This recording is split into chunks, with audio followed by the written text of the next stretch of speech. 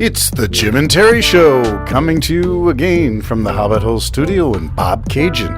I'm your host, Terry, and we're going to do some digging this morning. Digging into what, you say?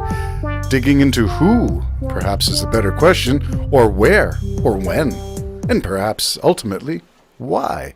The curious story of Dr. Irving Finkel, and the story of a cuneiform tablet that predates the Genesis story by hundreds of years and gives us a clue as to how stories and narratives are developed. Wall, read wall, atra hasis, pay heed to my advice that you may live forever. Destroy your house, build a boat, spurn property, and save life. Well, not many letters begin that way, and in point of fact, I was able to read it at sight because I had a very demanding teacher who used to hit people and thrash them with barbed wire until they learnt their signs, and so recognizing the beginning of the flood story in the Babylonian epic was a doddle for someone who graduated from that classroom. So I realized I had in my hands a piece of the old Babylonian version of the flood story, which is a piece of gold in the world because everyone is interested in the flood story and nobody ever gets their hands on an unpublished piece which has never been seen by any other Assyriologist. So I was rather excited about it, and what happened was he took it away, picked up the lamp and said, "And what about this?" And when I'd gone through the rest of the material, trembling with excitement and thinking, can I borrow this for a while and read it, he went, and I didn't see him for the best part of a decade. So I knew that this thing was in circulation, and this was before the trustees of the British Museum had produced this handbook about how to knock people to the floor and take over their property for the trustees. So I just let him escape. But I knew that sooner or later it would come back to the British Museum because all important things do. Some of them, for example, are temporarily in the Louvre, but sooner or later they will come to us. So the thing is, when I finally got this thing into my control, I had the luxury, to say, of reading it properly in privacy with a good light and so forth to get the guts of it out. And it became apparent that the thing was of 60 lines in length, and although the beginning was exactly the same as is attested in the other sporadic examples, the rest of it was very startling.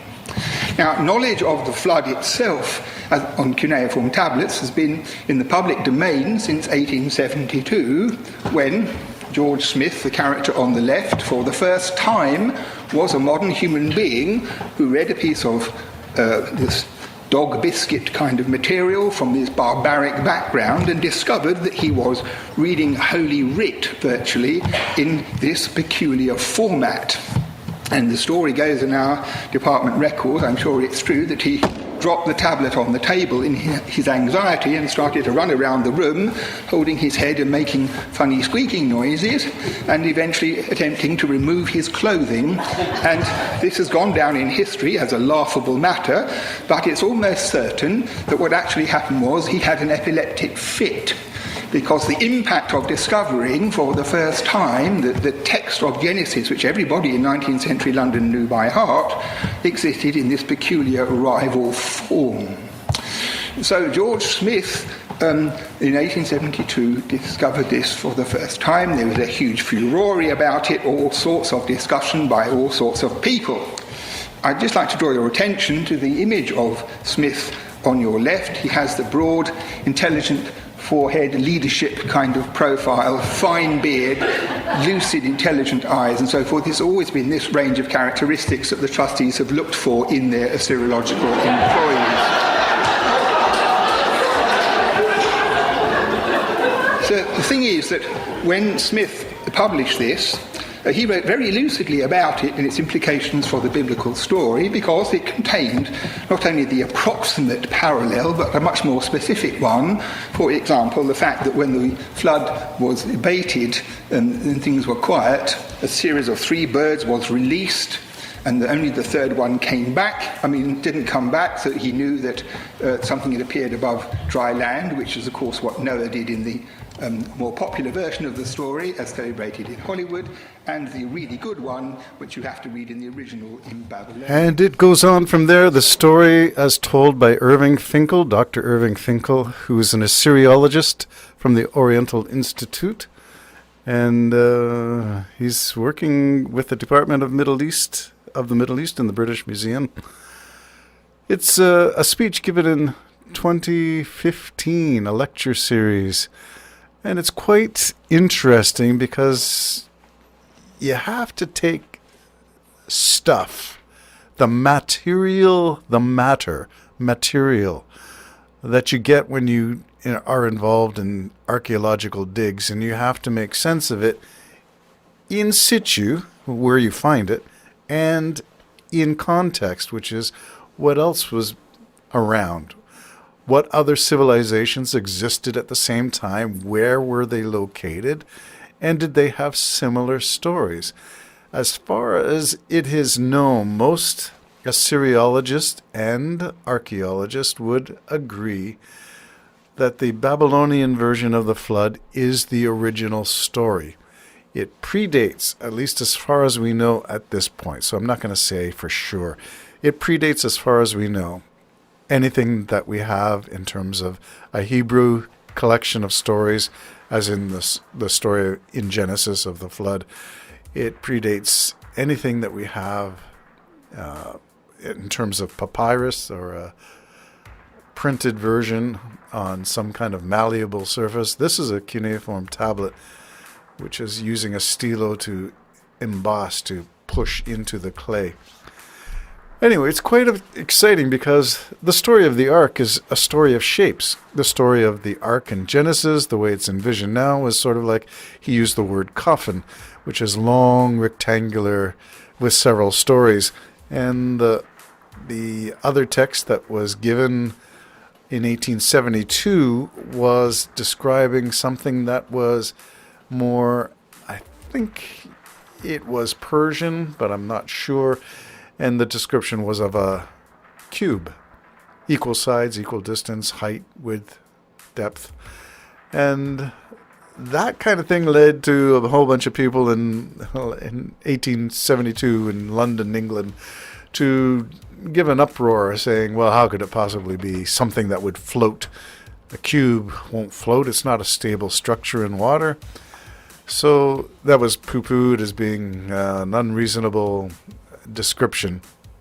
I thought it was kind of interesting that we're talking about geometric shapes, rectangular, cube, and then the one that Dr. Finkel decoded and translated was of a circle.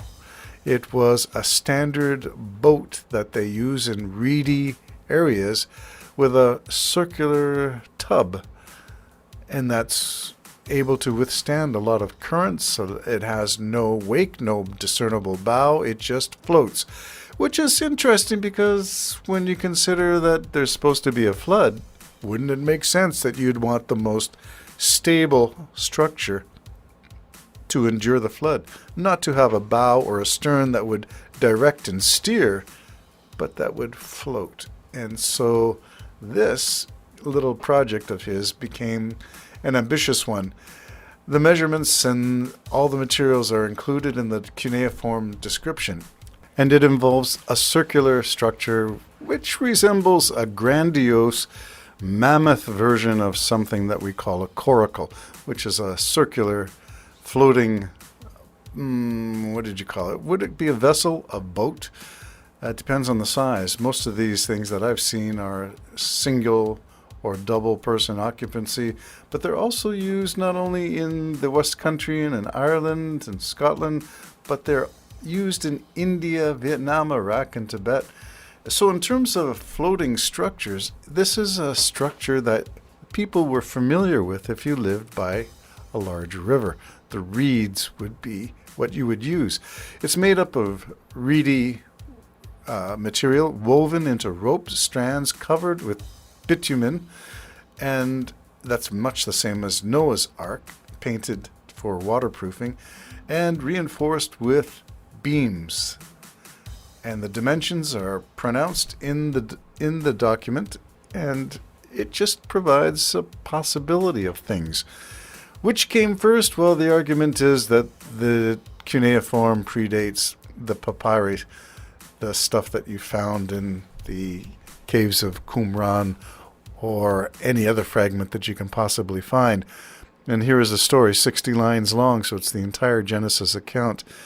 And it's interesting in a couple of areas that I found. One, the God who communicated to save the world and save humanity and the animals learned that this was going to happen, learned there was going to be some kind of, not caused it, not intended to wipe out the evil, but learned of something and selected somebody to do the preserving of life. That's kind of an interesting spin on it.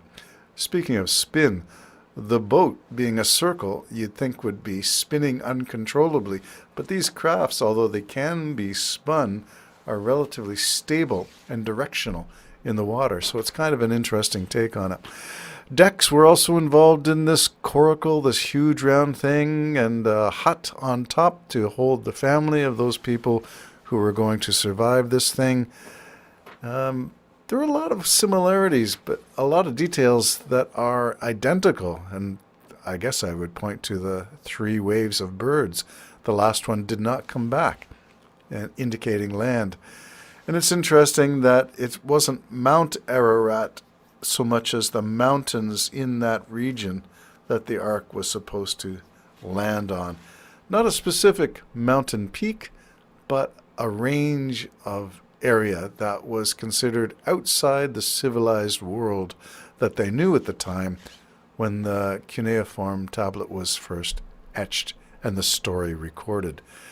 Again, the dates seems to predate anything that we can find in terms of the Pentateuch and the story of Genesis. If it's indeed written by Moses, the question is, what were his source materials? Was there anything around prior to Moses? And the answer is yes, a lot. And is it possible that in the exile in Babylon, that some of the Old Testament was finally taking shape and written down, and some of the stories began to take a shape that was other than, or included elements of other stories? That's the question that's being asked.